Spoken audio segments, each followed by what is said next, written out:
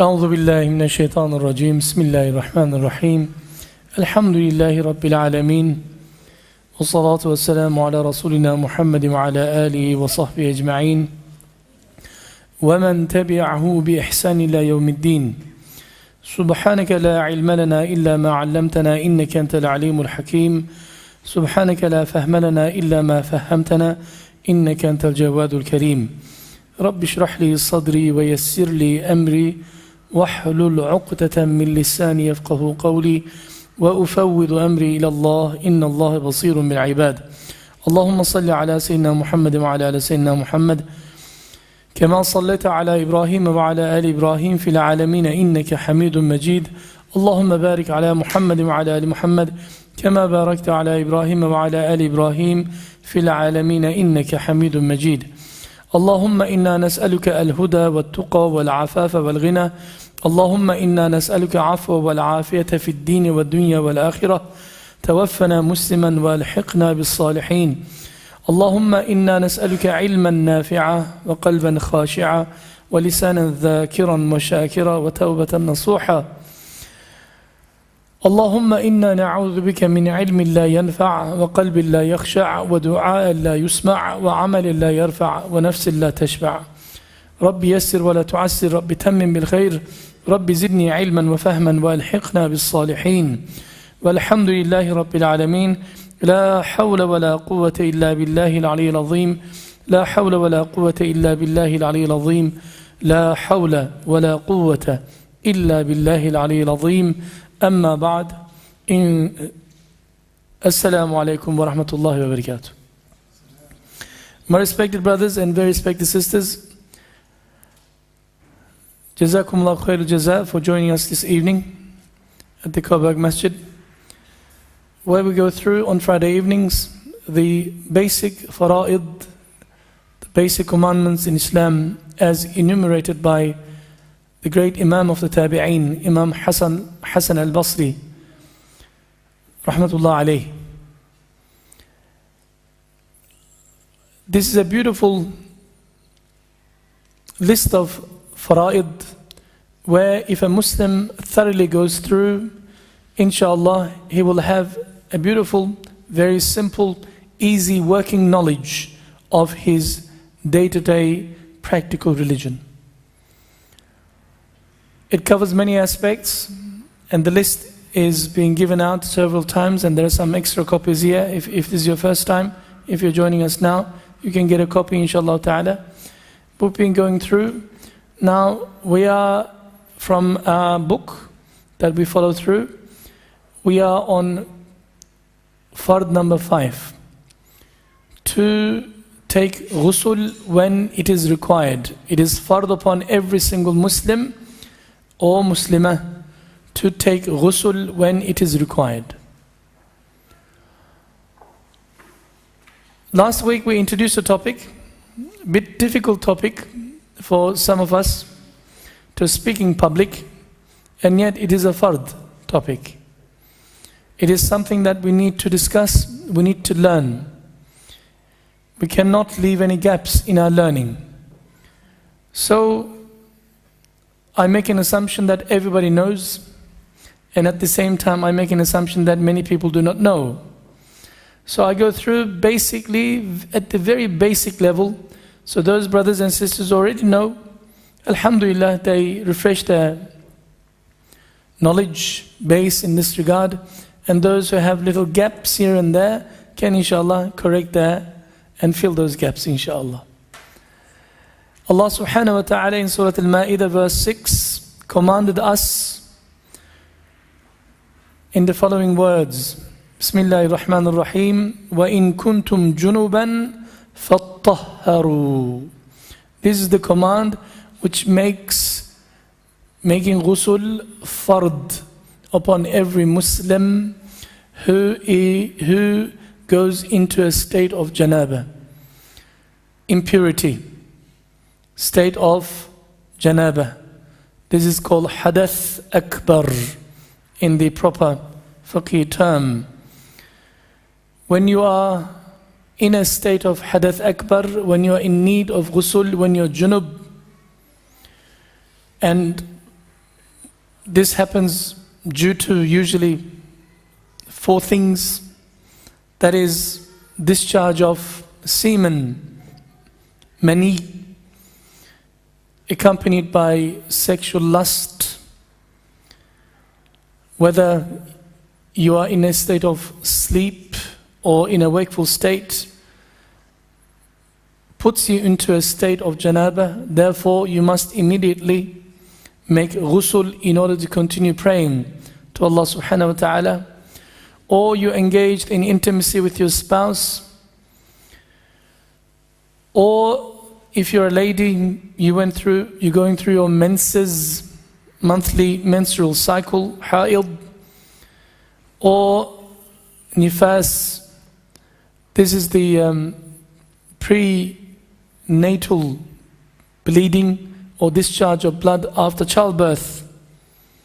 There are rules and regulations for the last 2, where I refer all of our sisters and our brothers, husbands in particular, to learn about them, because it's compulsory to learn from a little booklet called Kitab al-Tahara, which we use for the last maybe 20 years as our textbook in our madrasa.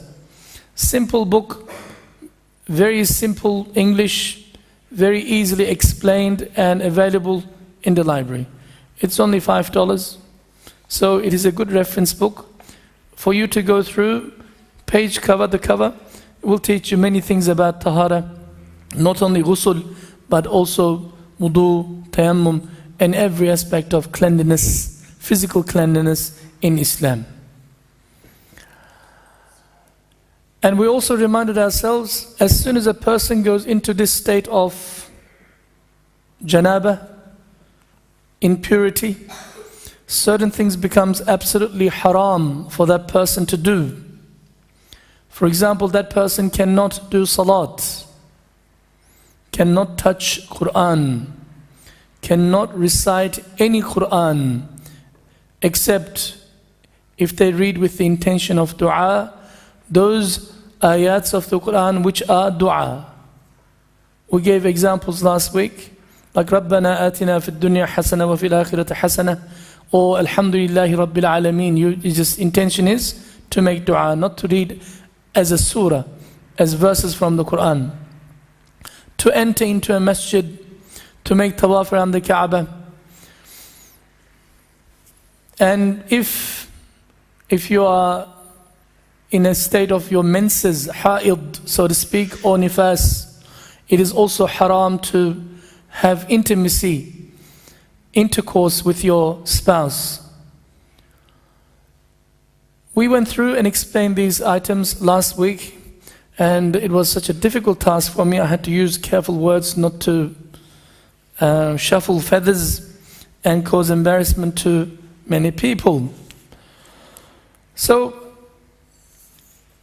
unfortunately, we live in a day and age where we don't have references to ask people, the ulama, the scholars, even the basic of fiqh, especially when it comes to ghusl, because people find it sometimes embarrassing. And therefore there are lots of potholes, shortcomings in our ghusl. And therefore, with the encouragement of shaitan alayhi la'na and the laziness of our nafsul ammara, a Muslim sometimes goes throughout the day without ghusl. And this can be problematic, both psychologically and otherwise. And also there are many rules and regulations in relation to haid, menses, and nifas for women. Of our sisters do not know, and nobody is equipped to teach them. Therefore they make up their own rules when they go through these stages. And they miss on salat where they shouldn't be missing on salat. Or they pray salat where they shouldn't be praying. There are many mistakes that Muslims do because of lack of Islamic knowledge in this regard. So this book, bi'idhnillahi ta'ala, to the best of its ability, solves this problem. If you, after reading this book and you have some concerns, still issues, you can approach me as a brother, and if you're a sister, you can approach me within the boundaries of Islam, within boundaries of adab and decorum. And also, if there is you don't have anybody to explain it to you, or I can put you onto some people that you can explain it to you amongst the sisters who have learned and have learned from this book and other books. So inshallah, this is an open invitation to all. How do we make ghusl? We understand that we must make ghusl. Ghusl is very simple. Ghusl, according to the Ahnaf, there are 3 fard components to it. According to different schools, Shafi'een and others, it might be different. But they have one common fard amongst all of them. That is to wash your body, completely drench your body in water and make sure that there is not a single hair in your body, a spot left which is undry, which is not wet. Undry, which is dry. Absolutely wet. According to Hanafis, they have 2 more fard to this. They regard the inside of the mouth as part of the body and inside of your nostrils part of the body. Imam Shafi rahimahullah does not regard the inside of the mouth or the inside of the nostrils as part of the outer body, outer aspect of the body. Therefore, in Hanafi, you must make sure that water reaches, when you're making ghusl, water really thoroughly reaches into your mouth, thoroughly gargle through your throat and wash your mouth out. To wash it once. And to do the same thing with your nostrils. Take water into your mouth, into your nostrils, and really take it out again. One is called madmada and istinshaq. These are 2 different things, technical terms. But the most important thing is for you to drench your whole body in water. How do we do this? Jump into the lake. If necessary, jump into the lake. Oh, brother, Sheikh Mahmud said, I have to jump into the lake. We don't have a lake, so I must fill in the tub water and jump into the tub in the bathroom and jump into the tub. It must be a running water. The water must not accumulate.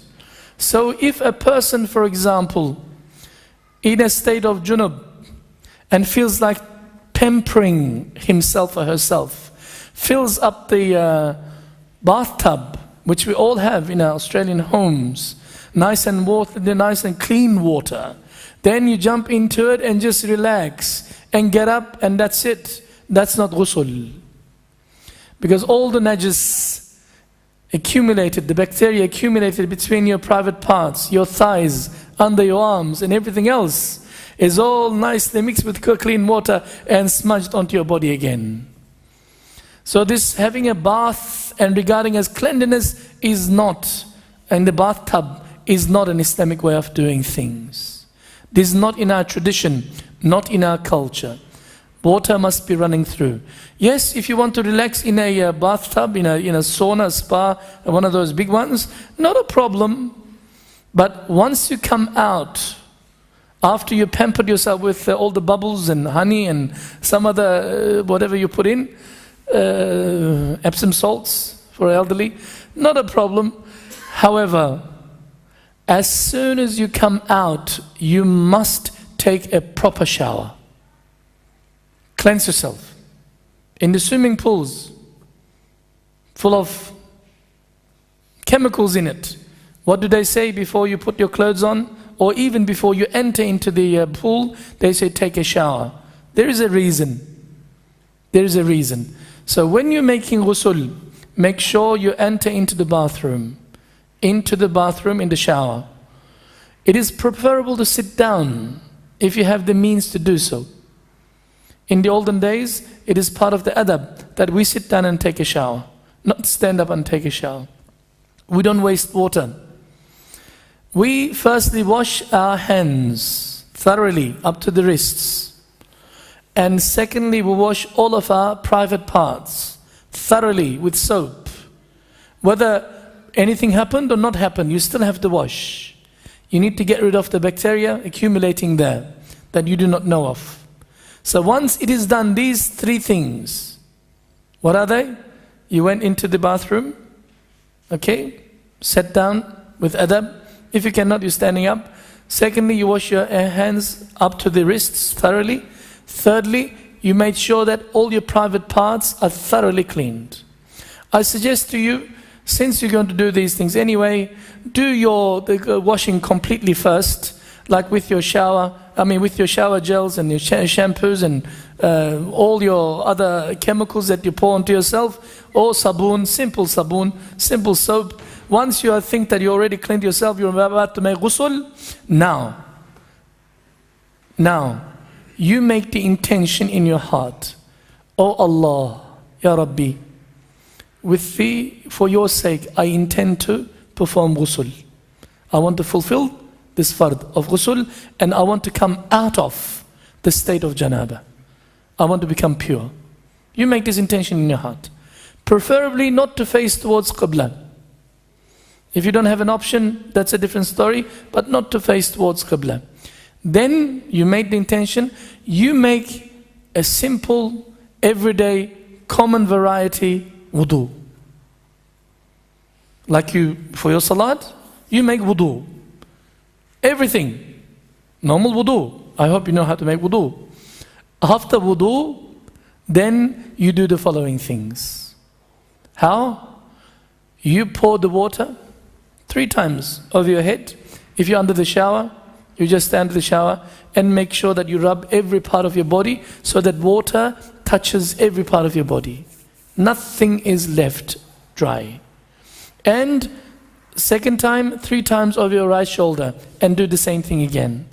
And 3 times over your left shoulder, do the same thing again. Make sure that there is not a single dry spot left. Your ghusl is complete.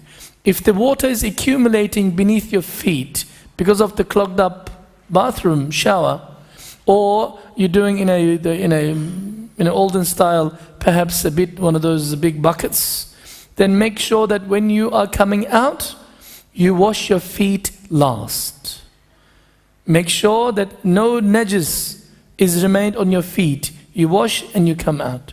You are absolutely clean. Simple. So you walk into the bathroom, into the shower, you make the intention to make ghusl.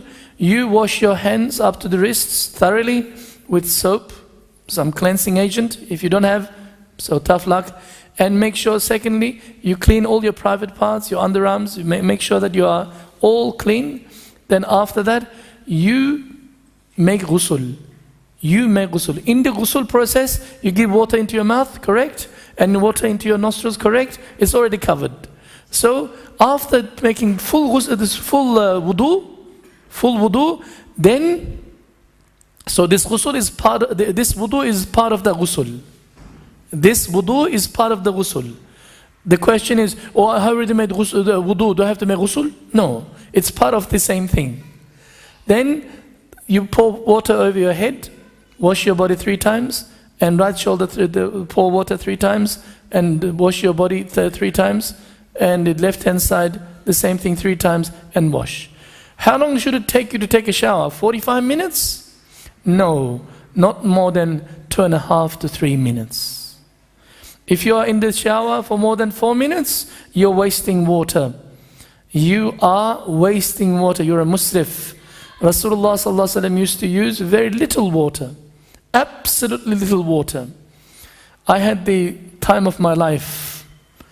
Back in a few years back, when we used to live in North Melbourne, all of a sudden some pipes burst or some shortage in Latrobe Valley, and there was no gas, or there was no electricity, one of those two.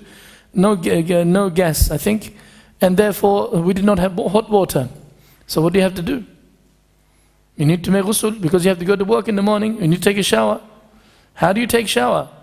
It's freezing cold in winter, and you can't heat up anything because nothing works. Even the jug, it doesn't work. Nothing. How can you? I opened up the books. What did Rasulullah sallallahu alaihi wasallam, how much water did he used to do? Going back to the basics of sunnah. Subhanallah. I've got a 2 liter of what they call Coca-Cola a bottle with water in it. Okay, this is the water I'm going to make ghusl with. That's it. Khalas. A little bit at a time. Make sure, yes, get into, yep, done thoroughly. You can, possible.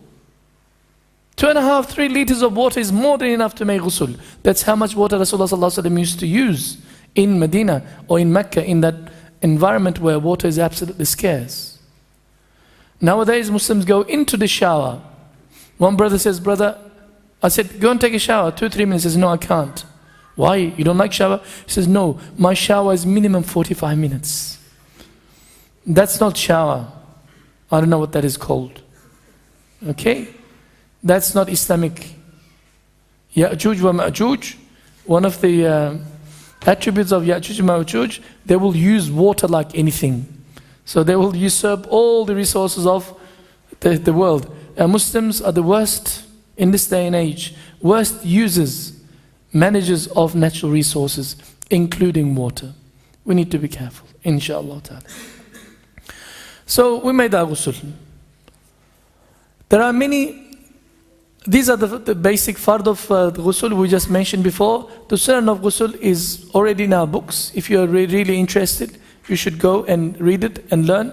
We're not going to go through a fiqh issue, but there are some issues that I want to raise with you.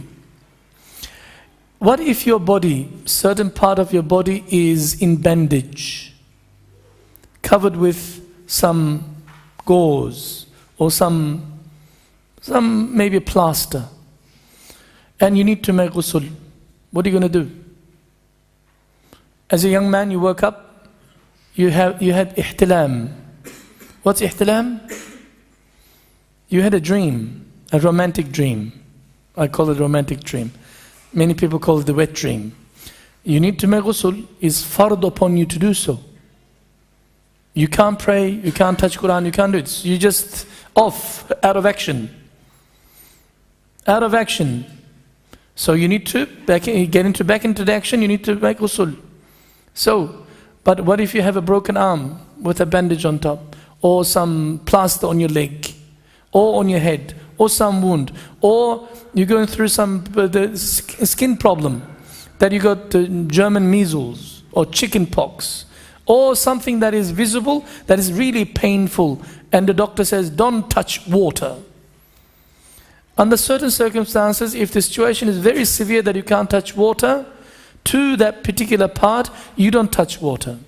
If there is a bandage, yes, over the bandage you just wipe it without making your hands wet. Just with your hand even. Just little wet, just touch over. If even that is not allowed, don't touch, just leave it. And how about if the whole body is like that? Then, under certain circumstances, under those circumstances, you can make tayammum. You can make tayammum. Tayammum is making a wudu without water, with soil. How do you make wudu with soil? You put into your mouth and into your ears? No. There's a simple way of doing tayammum, touching the clean soil, the first intention, onto your face once, then the second time you touch the soil, clean earth, and just your arms once, that's it, khalas. You don't have to go and rub and, this is not tayammum. Tayammum is simple. Everything is symbolic in that sense. If people have lots of sicknesses, diseases, if I go through all of them, our book goes through and explains each and every one of them. But the bottom line is that if you have a health issue, real concern, and a professional doctor has given you his diagnosis of the matter, and you're not allowed to touch water, don't touch water. Well, I'm a man, I can't touch water. If you were to touch water, that particular part is going to become worse. Then in that case, you are not doing what is Islamic. There was a case during the time of Rasulullah, a group of young men was sent on a Sariyah in an expedition where they went and fought a little altercation with some groups of kuffar, and on their way back they stopped in a place overnight, and one of them was wounded on his head. When he woke up in the morning, he just realized that he needed to take shower, ghusl, because he went through a dream. Then He asked his Amir, what do I do now? Do I take shower? There is water, there is river, there is a little creek. Or what do I do? He says, of course you have to take shower. But he says, I've got a big crack on my head. Of course, not literally. I mean, literally. He's got a crack, or he's got an opening. He's got a bandage on it. What do I do? He says, no, you have to make ghusl. Otherwise you can't do your salat, fajr. Get up. Okay. The man goes into the river or washes up. And after 2 hours or so, he dies. Because the water gets into that wound and the contamination, the germs, that's it, khalas, finished. When this incident was reported to Rasulullah sallallahu alaihi wasallam, Rasulullah sallallahu alaihi wasallam was furious. He said, you have killed him. You have murdered him. Why didn't you ask somebody who knew that you can make tayammum under such circumstances? One very important that we must also understand in our ghusl, once we are in the shower, we have to make sure that every part of our body is thoroughly cleaned.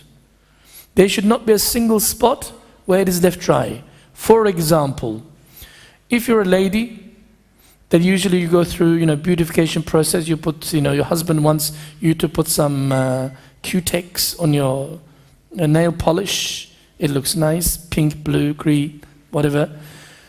Because water does not touch the nail surface, that is a non-porous substance. Therefore, when you're making ghusl, those things must be 100% removed. If you're a painter, if you're a baker, you deal with dough, you deal with paint, or you work with the earth all the time, you're a gardener, for example, and your hands also is covered with certain substances, you must also remove them before you're making ghusl. The water has to touch through. What if you have a long hair, you're a lady, and your hair is up to, mashallah, 3 meters. And remember, you have to wash every part of your body, including your hair. Is it necessary for me to undo all my hair, all my flocks, and after that, I need to wash everything? No. According to Ahnaf, as long as water thoroughly touches your scalp, the roots of the hair is thoroughly washed, not necessarily the hair itself, it is regarded as yes, it is an accepted ghusl. However, you are such a young boy and such a beautiful Muslim hippie type, whatever that means, and you're believing into having long hairs, and you've got all sorts of funny things on your head. In that case, when you need to make ghusl, you need to undo all of your hair and make sure that your hair is thoroughly washed. If one hair is left dry, your ghusl is no ghusl. Because you're a man. It is not natural for you to grow hair. It is not part of your zina, part of your beauty to grow your hair. It's for females only.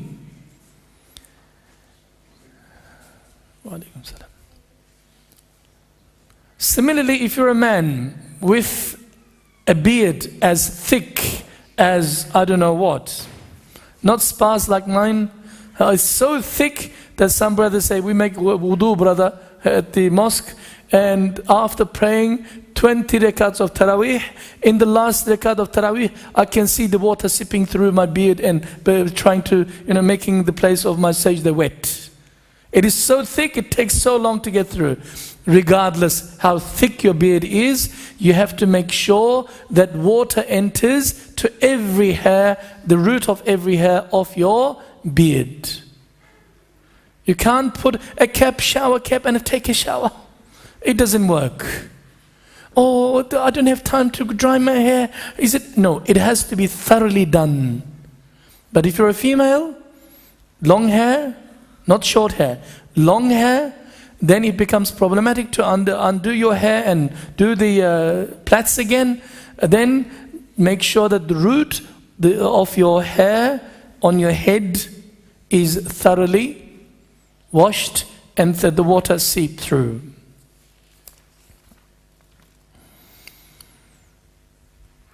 Under certain circumstances,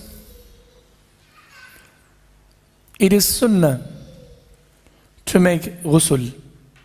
Under certain circumstances, it is mustahab, preferable, liked, advised to make ghusl. Under certain circumstances, as we all know, it is fard to make ghusl. We already know the times when we need to make ghusl, which is fard. When is it fard? Let's have a look.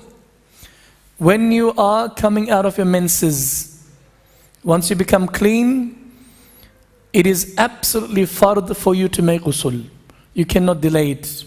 Don't play games with Allah subhanahu wa ta'ala. If you're coming out of your nifas, after the postnatal blood discharge, giving birth, 40 days, 6 weeks maximum, then it is compulsory fard for you to make ghusl. After an intercourse, intimacy with your spouse, whether any discharge happened or not, whether any lustful encounter happened or not, as long as there was contact, entry, penetration that happened, it is fard for you, both of you, to make ghusl.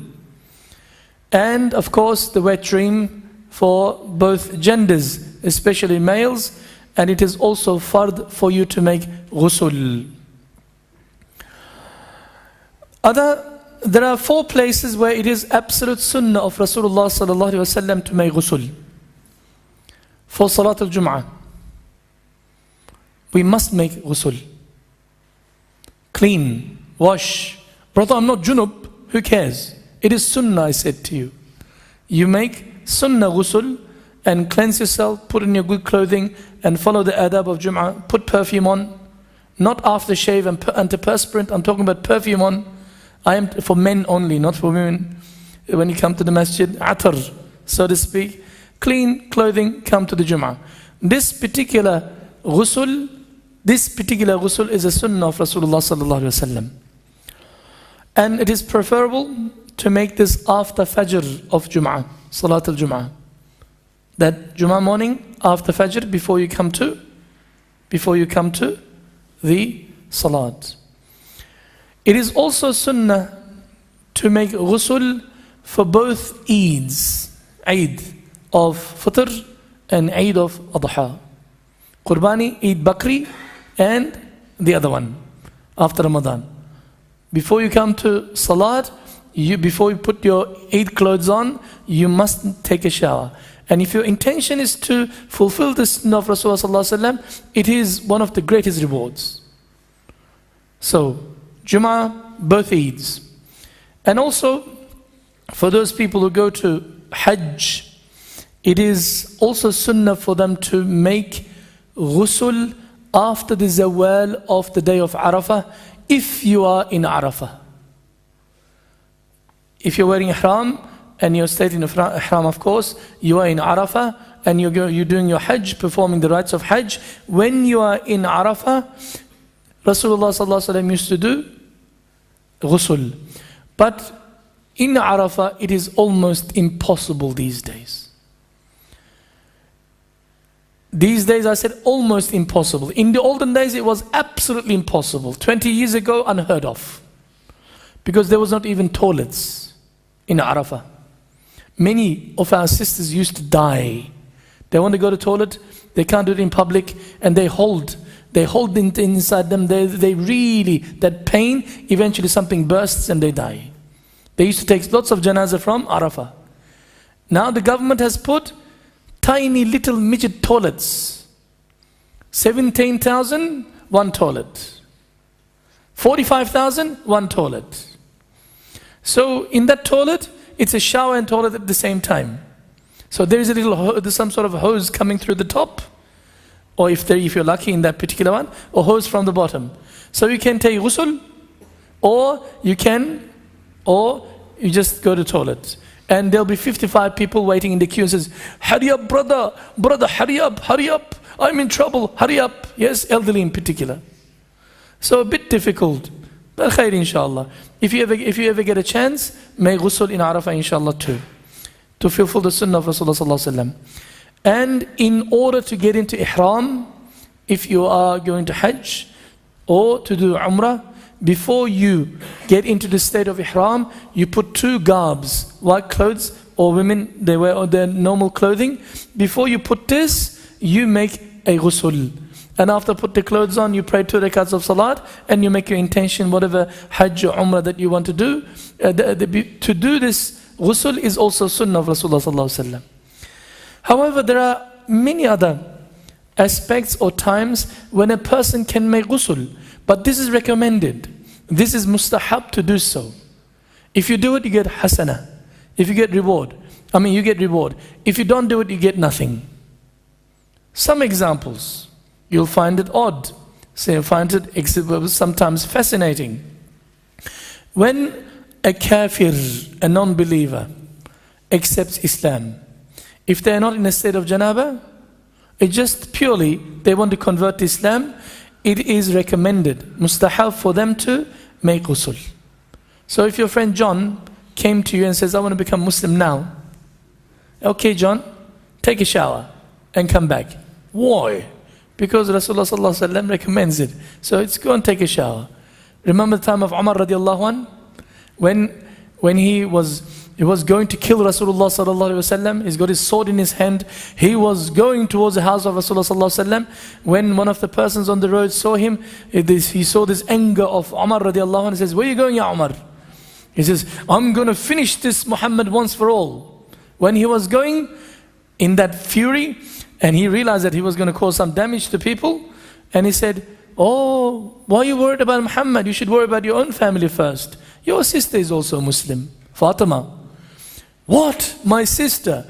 He diverted his attention from going to that address. He went to his sister's house.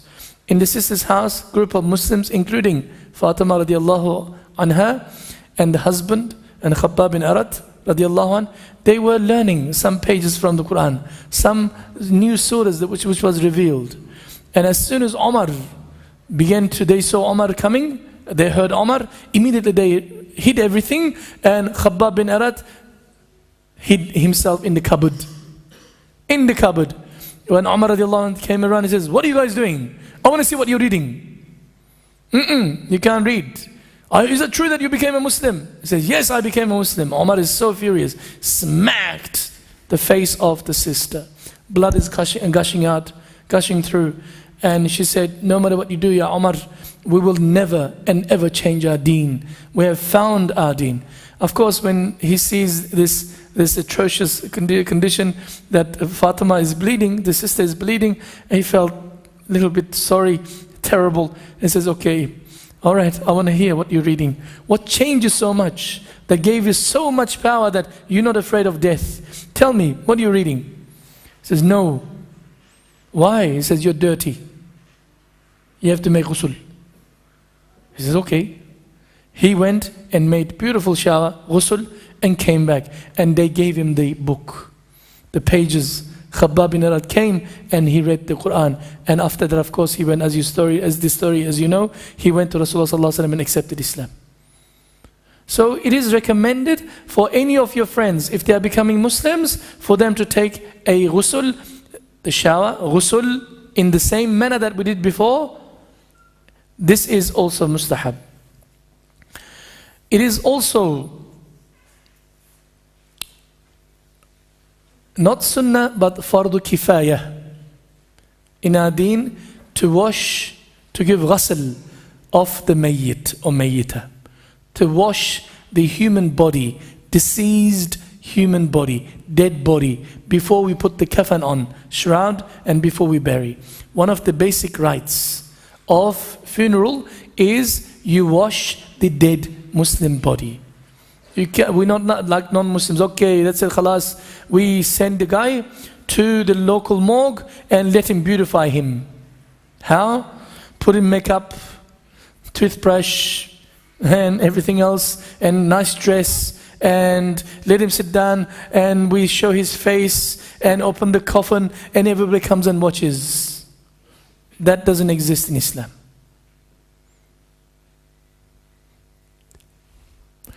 I saw an advertisement in the newspaper paying good money when I was a student.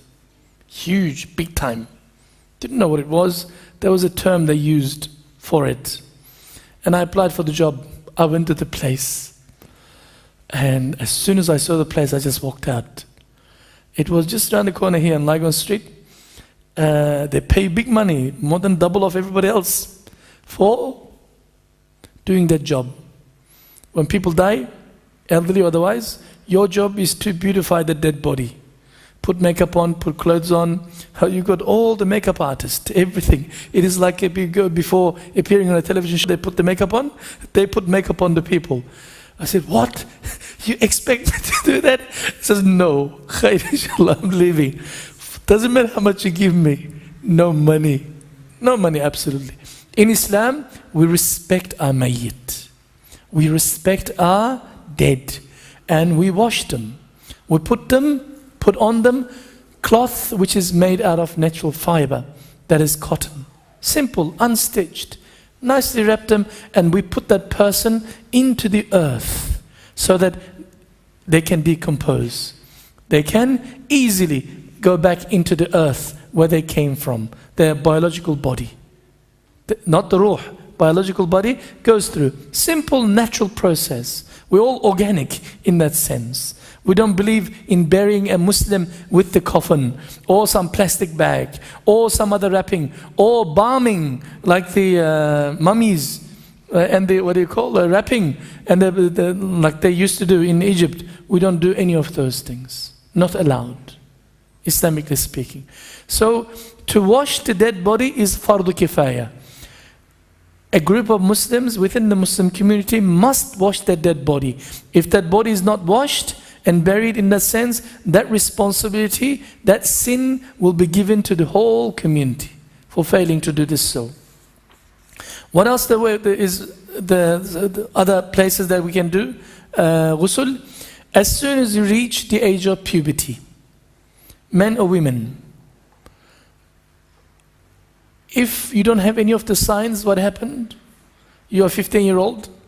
According to Ahnaf, official age of 15 is your mukallaf age. So, like coming of age. The Jews call us bar mitzvah or something similar. You became a man now. You became a man, you became mukallaf, you became a responsible person. It is mustahab to take a shower and encourage your children to do so. After unconsciousness or losing your mind, sanity, nervous breakdown that you fainted. You became unconscious for a while. Once you come back, you gain your consciousness or return back to normality. You did not lose your mind. You have taken ice and you lost everything and you came back to sense again, you're sober again. Then it is mustahab to make ghusl. And for the one who gives ghusl to the mayyit, to the dead body, is also mustahab for him to make ghusl afterwards. Believe me, it is a necessary thing. Otherwise, all the splashing of the dead body onto you, you need to take a ghusl, regardless of how much they wrap you up with all those plastics in the washing room. In the special nights, like Laylatul Bara'ah, on the 15th night of Sha'ban, ghusl is also mustahab. Laylatul Qadr, ghusl is also mustahab. Entry into Medina al-Munawwara, if you go into Hajj or making ziyarah, umrah, and visiting Rasulullah sallallahu alaihi wasallam, before you enter into the city of Medina, you also enter with ghusl. If you're making tawaf ziyarah or tawaf ifada, it is mustahab to make ghusl before you go and perform it. And if you're at Hajj, Rami or Jamarat, stoning, it is also sunnah, it is also mustahab to do ghusl. How about, you can understand all of these, they have some religious connotations. Eclipse of the sun and the moon. During those times also, it is mustahab to make ghusl. Rasulullah sallallahu alaihi wasallam did so. Salatul Istisqa. It is also mustahab to make ghusl.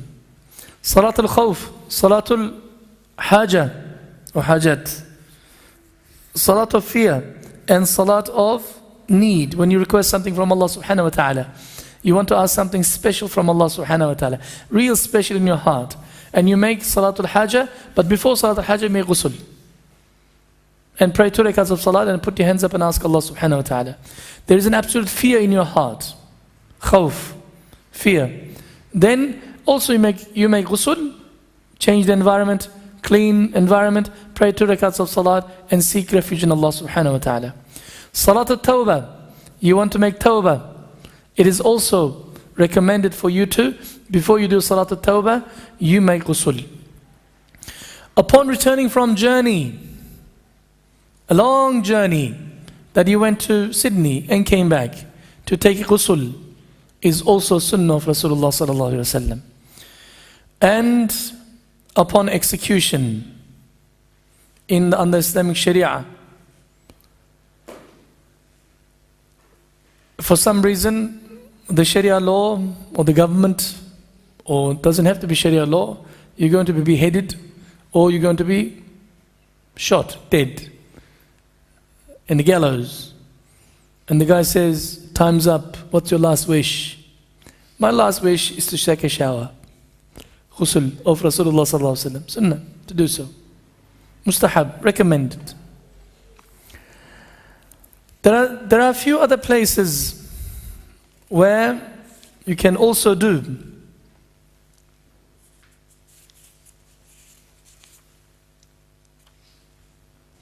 If you have done any cupping,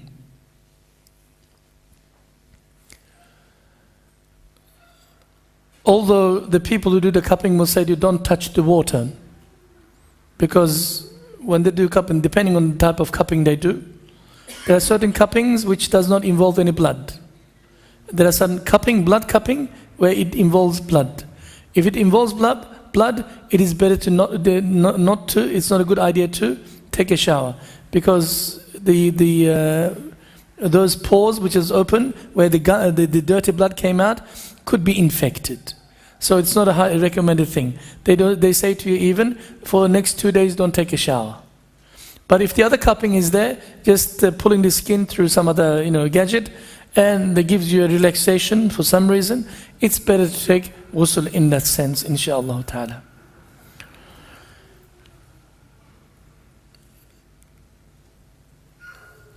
We have come to the end of our evening.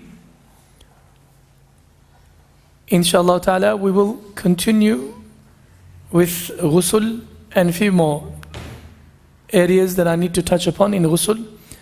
Next week onwards, inshallah ta'ala. Next week, it is time for salat. We've got 1 minute before Isha. And inshallah, we will finish here. There is nothing in Islam. Islam does not cover. There is not a single thing that Islam does not cover of human life. Every aspect, personal, public, private, societal, familial, everything is covered. Personal hygiene is at the root of this one. Personal physical hygiene as well as personal spiritual hygiene. Inshallah, we will look at both next week, inshallah ta'ala, with comments from our fiqh books.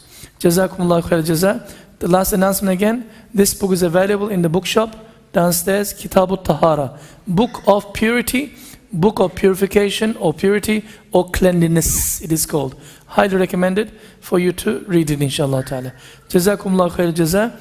وآخر دعوانا أن الحمد لله رب العالمين سبحانك اللهم وبحمدك نشهد أن لا إله إلا أنت وحدك لا شريك لك نستغفرك ونتوب إليك بسم الله الرحمن الرحيم والعصر إن الإنسان لفي خسر إلا الذين آمنوا وعملوا الصالحات وتواصوا بالحق وتواصوا بالصبر صدق الله العظيم لله تعالى الفاتحة.